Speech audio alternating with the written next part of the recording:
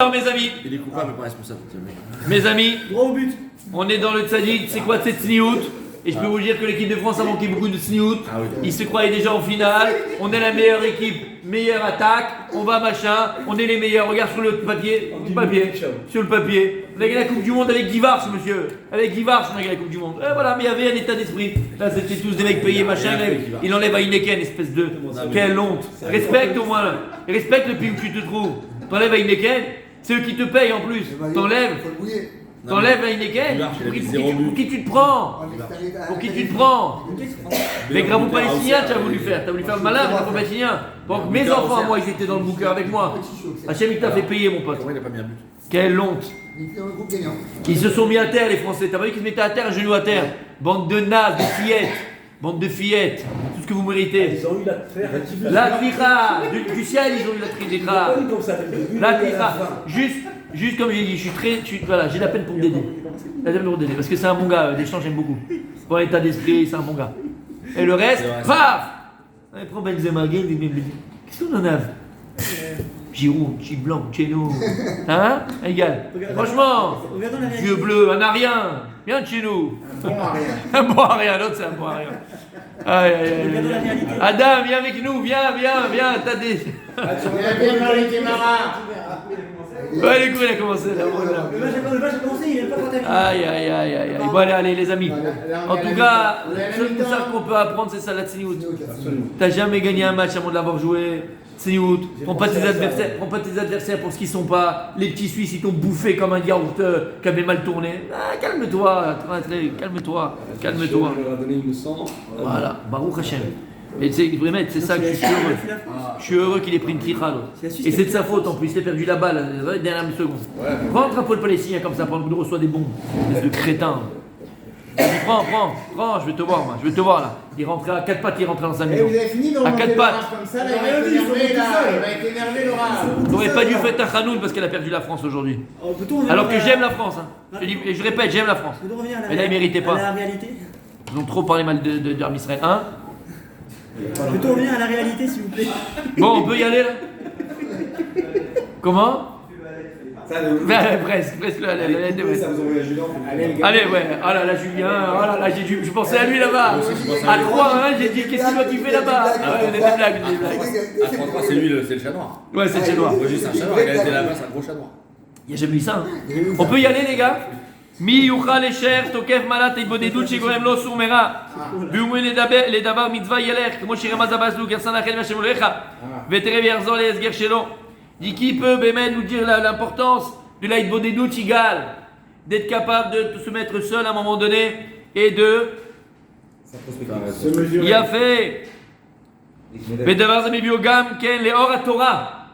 l'itbodedut igal elle amène au or Torah. Arrête, quand tu étudies, pourquoi? Première chose, pourquoi on étudie la Torah, c'est pour savoir la Torah, connaître la Torah, savoir comment expliquer la Torah. Ça, c'est la base. Torah Lishma. C'est quoi Torah Lishma? Étudier la Torah Lishma. Il y a un dagesh. Lishma, l'Eshem à Torah. L'Eshem Shela, l'Eshem à Torah. C'est quoi l'Eshem à Torah? Omer Arosh. Dans ma Seret Nedarim. La date totale est palpée là, pour la connaître, pour la savoir, pour l'étudier. C'est ça Lishma.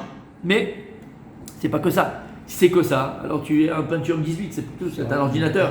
Faut, voilà. Pas que. Faut appliquer la Torah, ça c'est pas un philosophe. Faut que tu appliques. Mais voilà, il y a une lumière dans la Torah. Et cette lumière de la Torah, c'est elle qui donne ta neshama pour savoir comment tu dois agir, comment tu vas penser, comment tu vas parler, comment tu dois te réaliser. Il y a un or à Torah. Et c'est ça qu'il faut arriver à percevoir de la Torah, à faire sortir de la Torah. Ce qu'on appelle l'organouse. En vérité, avec lorsqu'il a créé le monde, Kadosh Baruch Hu, il avait écrit une lumière des massés mais quand Kadosh Baruch Hu, il a vu tous les réchelles qui allaient venir de génération en génération, qu'est-ce qu'il a fait à Kadosh Baruch Hu? Il a pris cette lumière, Vegana Zota Torah, il l'a cachée dans la Torah. Omrim Chazal, par le Limoud à Torah, par l'étude de la Torah, l'Ishma, tu peux réussir à récupérer, retrouver cette lumière de la Torah. Et ce qu'il dit Baal Shem Tov, mon sadique, tu t'es levé au bon moment. Quand je te vois, je pense au Baal Shem Tov. Tu sais pourquoi? Tu sais pourquoi, mon Rabbi? C'est pas ça qui va faire le résumé ce matin. Oui, ça entre autres. Tu sais pourquoi? En mer à Baal Shem Tov, quand tu vas voir le tzaddik ou le tzaddik, il fait des prodiges, entre guillemets, et il fait des miracles, et il fait des choses extraordinaires, et il voit l'avenir, et il voit des choses, il te dit des choses sur toi. Ne crois pas qu'il a une force intrinsèque à lui, c'est pas un marabout. Oublie ça, c'est pas un marabout. Et là, Parce que lui, le tzaddik, il s'est adonné à l'étude de la Torah avec des efforts. Parce que lui, le tzaddik, il s'est adonné complètement en Ishma à l'étude de la Torah. Et il a réussi à percevoir quoi? Et à créer le Or à Torah. Et ce Or à Torah, en vérité, c'est la lumière infinie de Dieu. C'est le Or infini. Et donc, le tzaddik, il se colle à l'infini. Il s'attache à l'infini. Comme il y a écrit que la neshama, dans le ventre de la maman, lorsque l'enfant est dans le ventre de la maman, la neshama, le bébé, il peut voir d'un bout à l'autre du monde. Parce qu'il n'est pas encore. Il a fait. Parce qu'il n'est pas. C'est quoi la bougie au-dessus de la tête? C'est la neshama. C'est la neshama au-dessus de la tête. Qui ner Hashem, ner Adam, Nishmat Adam, ner Hashem. Et donc, lorsque maintenant le tzaddik il va étudier la Torah, l'Ishma, lorsqu'un juif va étudier la Torah, l'Ishma, Rabbi David, tu es là, tu te donnes, Béhémet, sans intérêt, pour comprendre la Torah, pour savoir la Torah, pour te rechercher la Kadosh Baruch Hu, Béhémet, tu vas percevoir la Torah, alors n'aie pas peur. Toi aussi, tu vas pouvoir voir des choses, toi aussi, tu vas comprendre des choses, toi aussi, tu vas pouvoir même voir l'avenir. Shamata, Je vais me mettre fort. Kizgula Niflaa, Shel Aïdbodedut, Poter Lopetar Gadol Beatora, Kisham Beto. L'aïdbodedut, c'est pas une petite chose. C'est quoi l'aïdbodedut? Être capable d'être s'isoler seul à un moment donné, s'isoler avec sa personne, avec soi-même. Pas besoin d'aller dans la forêt. Tu peux si tu veux, sur ton balcon, dans ta voiture. Même comme il a dit l'Admour de Bialé, avec 1000 personnes autour de toi, t'es à Khalid Bodé. Il faut crier, non? Non, ça c'est chez les Khmarouchoubla. T'as pas besoin de parler, tu parles avec toi-même, doucement. Chacun comment il veut. T'as besoin d'être, j'ai dit, pas besoin d'être sur la montagne avec la guitare et le joint. C'est bon, tranquille, chérie. Dans ta MP7, ça suffit. Et tu dis, et tu réfléchis, et tu penses, et tu parles. Pas besoin de camion, exactement. Elle est tellement importante, là, il vaut des doutes, Omer Eshla Kadosh. On n'est pas dans Rabbi Nachman, on est dans Eshla Kadosh. Omer Eshla Kadosh, est tellement importante, là, il vaut des doutes. Qui potachat petar gadol shel Torah. C'est elle qui va ouvrir toutes les portes de la Torah, les portes de Ruach HaKodesh, le porte de la Or à Torah. C'est pas une petite chose, là, il vaut des doutes. Mais en vérité, t'as compris pourquoi. Vous savez, c'est quoi le problème? Et là, il vaut des doutes, mes amis. Si on l'a calqué en vérité à la vie de tous les jours, c'est primordial. Il a fait mode, Rabbi Adam. Tu as fait le geste, alors je dis le mot.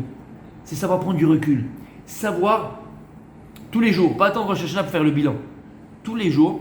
Parce que qu'est-ce qui nous manque en vérité d'essentiel? Quel ingrédient il nous manque d'essentiel dans notre Hashem et dans la vie que l'on mène? Et quand je dis élargissez ça, parce que la Torah c'est la vie entière. C'est pas simplement le temps, c'est vrai ce que tu dis. La vie c'est que j'arrête le temps à un moment donné.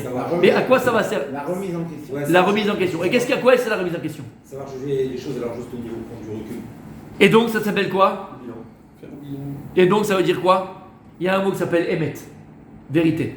Le problème c'est que dans Avodat Hashem, dans ton boulot, dans ton travail, dans ton couple, dans n'importe quoi, tu peux t'éloigner de la vérité. Quand je parle de la vérité, comprenez bien, je ne parle pas du mensonge en tant que tel, je parle de vérité. Voilà, il y a fait. Je cherchais le mot, et Rabbi Adam, je l'aime pour ça. Ça s'appelle comment en français? Voilà, l'authenticité. Et tu veux réussir dans ta vie, tu veux réussir dans tous les domaines de ta vie, tu veux réussir dans ton couple, tu veux réussir dans l'éducation de tes enfants, tu veux réussir en tant que patron, tu veux réussir en tant qu'employé, tu veux réussir, et là c'est ce qu'on parle, dans ta Avodat Hashem, est-ce qu'il faut être, c'est authentique. Il faut être authentique. En français, il ne faut pas être, comme les Grecs, je dirais, les mythologies, les mythos. Il ne faut pas être un mytho. Et je ne vais même plus rentrer dans ce lien de mytho avec mensonge. C'est-à-dire que je ne parle même pas que tu... La vie, elle fait que on s'éloigne de nous-mêmes. Comme on a dit, tu es avec des gens, donc tu as l'influence extérieure. Tu vas commencer à ressembler un petit peu à Daniel. Alors, sûrement, je te ressemble un petit peu. Je dois faire un petit peu des mimiques. Je dois un petit peu avoir des mimiques de Daniel. Je dois un peu ressembler à. D'accord? Un peu. Pourquoi? Parce que tu côtoies des gens. Et que tu le veuilles ou pas, tu as influencé chacun. Un peu Rabbi David. Tu vois ce que je veux te dire? Et c'est pas mauvais. C'est pas bien. Mais c'est pas moi. Tu comprends? Dès que je vais être quelqu'un d'autre que ce que je suis plus authentique. Il faut que je sois authentique. Je dois m'inspirer de vous. Je dois m'inspirer des gens bons, cachers, des gens bien. Je dois m'inspirer. Mais encore une fois, après, prendre cela à mon niveau à moi, à ma personnalité à moi. Mais pas calquer ce que tu es. Pas robotiser ce que tu es. À partir du moment où je robotise, je ne suis plus authentique. Et c'est le problème qu'il peut y avoir dans les yeshivot, par exemple. C'est qu'on a un dmout, c'est Rosh Yeshiva, c'est tel rab, c'est le rab, béchoulé. Et le problème, c'est qu'on idéalise. Et quand tu idéalises, c'est bien d'avoir un idéal, c'est très joli. Mais quand tu idéalises, le problème qu'il y a, c'est que tu vas parfois calquer la personnalité d'un tel à ta personnalité à toi. Et c'est pas bon. Tu dois t'inspirer d'eux, mais en fonction toujours de ce que tu es. Et c'est très dur. Et dans tout, c'est très compliqué. Et être authentique dans son couple, c'est pas simple. C'est pas simple d'être authentique dans son couple. Être authentique dans un couple, par exemple, c'est de rien attendre en retour. Ça s'appelle l'authenticité. Ce que je fais pour mon épouse, je le fais sincèrement, sans attendre en retour. Que elle me donne, qu'elle me donne pas, qu'elle me sourit pas, qu'elle veuille pas. Moi, je donne ce que je dois donner. Moi, je suis ce que je dois être. Je suis authentique avec toi. J'attends pas en retour. Et vice versa. Et le danger, il n'est pas du côté des élèves, il est souvent du côté du prof qui va donner. C'est beau ce que tu dis. Gourou, et en fait plaquer. Au lieu de nourrir, il va être sous influence. Très vrai, mais là encore une fois, je ne veux même pas parler ni de gourou et ni de personnes qui vont être dans ce sens. Je ne parle pas de ça. Je parle de gens du commun de nous. Je pense qu'au prochain on est comme ça, d'accord? Que tu le veuilles ou pas, c'est comme ça que ça marche. On est influencé, il y a une influence. Et le rat, même si avec la meilleure des kavanas possibles, les meilleures des intentions possibles, les meilleures des volontés possibles, si en face de lui des moutons, des brebis galeuses, ben elle mala à saute, il aura des brebis. Et en général, je dis, c'est ce qu'on a en face de nous. Parce que c'est la facilité. En général, on cherche la facilité. Et c'est beaucoup plus facile de se faire guider comme un mouton que de se prendre sa responsabilité et que de réfléchir par soi-même et que de dire voilà, le Rav il m'a inculqué cet enseignement-là, voilà, c'est ce que j'ai pris aujourd'hui, qu'est-ce que je vais en faire moi pour ma vie à moi? Parce que lui, ce qu'il vit avec ce qu'il m'a enseigné, c'est parce que je vis moi avec ce qu'il m'enseignera. Et tu comprends? C'est toujours, voilà, et c'est à quoi ça? Est-ce qu'on arrive à ça? Quoi la cavote? C'est ça l'aide des doutes. L'aide des doutes, c'est que j'ai pris dans la journée plein d'informations. Et la question n'est pas combien d'informations tu vas avoir cette journée-là. La question est qu'est-ce que je vais faire avec ces informations-là?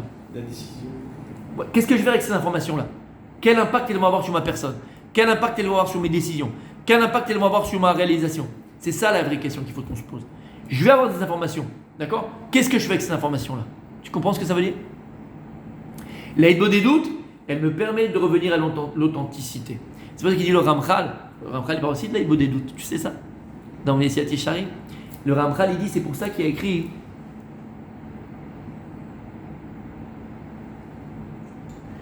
dans ma Seret Yeruvim, Yud Gimel. Qu'est-ce qu'elle dit la Gemara là-bas?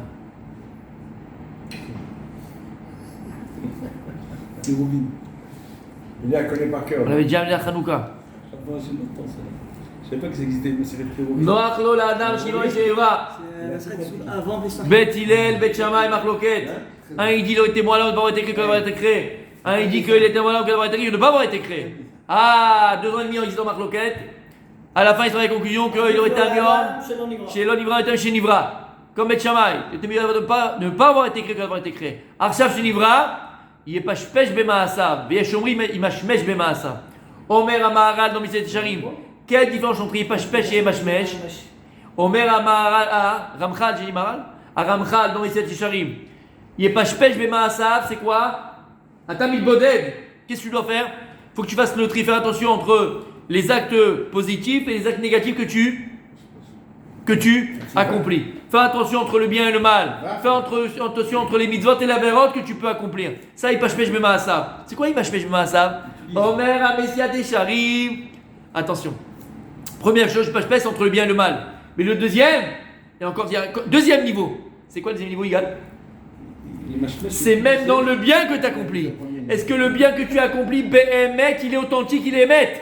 Est-ce que tu l'as fait l'ishma? Est-ce que lorsque maintenant tu as été à la synagogue donner le don parce qu'on avait besoin de 2000 € pour construire ça, Behemet, tu l'as donné avec authenticité, avec vérité. Pas pour qu'on te dise, waouh, qu'il est gentil, waouh, qu'il est sympa, waouh, qu'il est bon, waouh, qu'il est. T'as compris la différence entre Yepashpesh et Yemashmesh? Yepashpesh, c'est entre le bien et le mal. Yemashmesh, c'est dans le bien lui-même. Est-ce que ce que j'ai fait Behemet, je l'ai fait Behemet? Il dit le Ramchal, pardon. Bien sûr que ça commence d'abord entre le bien et le mal. Mais ce qu'il y a de plus important pour que tu puisses grandir, devenir, être, te réaliser dans la vodat Hashem véritablement, c'est Yemashmesh Bemaasav. Ça suffit pas de faire le tri entre le bien et le mal. Ça suffit pas égal. Sourmera Ba'aseh Tov. Après qu'a fait Sourmera Ba'aseh Tov, est-ce que le Tov que j'accomplis est Behemet Tov ou pas? Cher Rabbi Daniel. Ça c'est l'essentiel. Et l'aïbo des doutes, c'est ça qu'elle permet de faire. C'est que maintenant je vais me retrouver avec moi-même. Je vais réfléchir sur les actes que j'ai accomplis aujourd'hui. Voilà, j'ai fait Tzedaka, j'ai fait ma tefila, j'ai fait ceci, j'ai aidé, j'ai truqué, j'ai machin. Est-ce que ce que j'ai fait, je l'ai fait Behemet? Parce qu'encore une fois, qu'est-ce qui fait de nous des êtres vivants? C'est la vérité, c'est le Behemet. On rappelait la ville de Louz, là-bas où les gens ne mourraient jamais. Comment c'est possible? Il pose la question là-bas. Comment les gens ne mouraient pas là-bas? Ils étaient éternels, une vie éternelle, lose. C'était pas des losers là-bas, je peux te dire. C'est pas l'équipe de France, d'accord? Ah, on revient à ça, tu vois. C'était, ils vivaient éternellement. Et la Gemara de répondre, disait, tu sais pourquoi ils vivaient éternellement là-bas? Parce qu'ils ne mentaient jamais. Pas comme toi et moi. Pas comme toi et moi. Que lorsque même ta femme te dit tu vas au supermarché, mais en fait tu lui dis n'importe quoi, tout machin. Mais pour rien maintenant t'as pas dit la vérité. Non. Tous les mots étaient pesés. Si maintenant je viens, je te dis quelle heure il est, qu'est-ce qu'on fait dis-moi nous? Il est 53, tu dis il est 55, il est moins 5. Mais en fait quelle heure il est? Écoute ou pas, je dis quelle heure il est? En fait il est 53, Mais quand je vais te dire quelle heure, qu'est-ce que tu me dis? Il est moins 5. Eux ils disaient, le mec il disait, il mourait sur place. 53. Il ne mentait sur rien. Et c'est ça la vie éternelle. Tu comprends? Tu veux vivre l'éternité Barola Mazé, soit Kolcheken Barola Maba, mais tu veux vivre l'éternité dans ce monde-là? Attache-toi à la vérité. Attache-toi à l'authenticité. Regarde, la Suisse nous a appris que c'est jamais trop tard. C'était mort, c'était fini. D'accord? Attache-toi à l'authenticité, attache-toi à la vérité. Et en vérité, tu comprends pourquoi? Parce qu'Akadosh Borou, il est lui-même Chotmo Emet. Et je terminerai avec ça, mes amis. Cours ce soir après Arvit. Je pense. Je veux pas parler, mais je pense que ce cours-là, mes amis, après, tu ne dors pas pendant un mois. Et tu vas à Méron, t'enfermer dans la grotte de Rabbi Shimon Bar Yochai. Cours exceptionnel. C'est pas comme ça que tu vas ramener les clients. Mes amis, je ne parle pas. Il y va maintenant, Cours exceptionnel. Exceptionnel. On fera cours ici, mes amis. Pas là-bas, ici. Parce que j'aurais besoin du tableau. Zemechaye Ametim. Je pense que ce cours peut faire l'Imashia. La vérité de Il n'est pas de moi, c'est le Shvi Pinchas, mais hier j'étais en transe, comme je dis, c'est marrant parce que souvent ça m'arrive quand je fais du film. C'est fabuleux, ça dit. Et une nouvelle vision de la paracha de Pinchas. Tu vas comprendre ce qui s'est passé, mon Sadi. Tu vas comprendre. On n'enregistre pas ce soir. On n'enregistre pas.